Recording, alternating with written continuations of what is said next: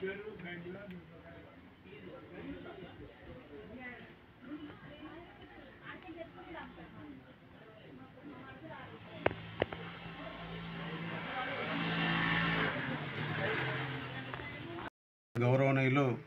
పెద్దలు రేవంత్ రెడ్డి గారి ఆధ్వర్యంలో మరియు మా బట్టి విక్రమార్క గారి ఆధ్వర్యంలో ఇందిరమ్మ ఇళ్ల పథకాన్ని మంజూరు చేయడం జరిగింది.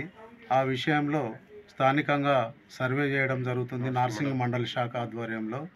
కాబట్టి ఈరోజు ప్రతి ఇంటిని మేము సర్వేలో పాల్గొన్నాము. ఆ సర్వేలో కూడా ఇందిరమ్మ కమిటీ సభ్యులుగా ఉన్నటువంటి మా నాయకులు ఉన్నారు. మీకు ఒక ఎగ్జాంపుల్ చెప్పాలి ప్రజలందరికీ, అధికార యంత్రాంగానికి. గత 10 సంవత్సరాల కింద నుంచి మనకు వస్తాయని ఎదురు చూస్తూ ఉన్నారు రైతులు కానీ, పేద ప్రజలు కానీ, ఇండ్లు వస్తాయని చూస్తూ ఉన్నారు.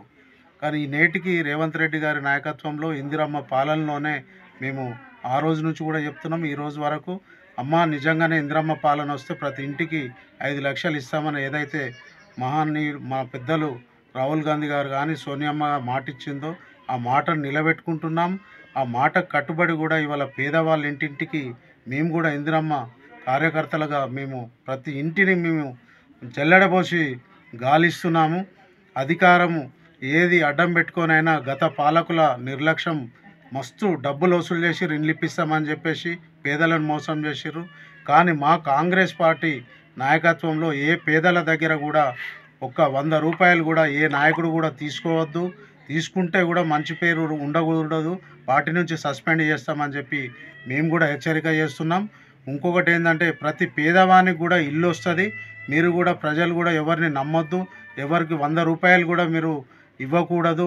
ఏదన్నా ఉంటే ఖచ్చితంగా మా దృష్టికి తీసుకురండి, మేము పై అధికారుల దృష్టికి తీసుకుపోయి మిమ్మల్ని డబ్బులు అడిగితే ఖచ్చితంగా వాళ్ళ మీద కఠిన చర్యలు తీసుకుంటామని నార్సింగ్ మండల శాఖ ఆధ్వర్యంలో మా నాయకుల తరఫున నేను తెలియజేస్తా ఉన్నాను.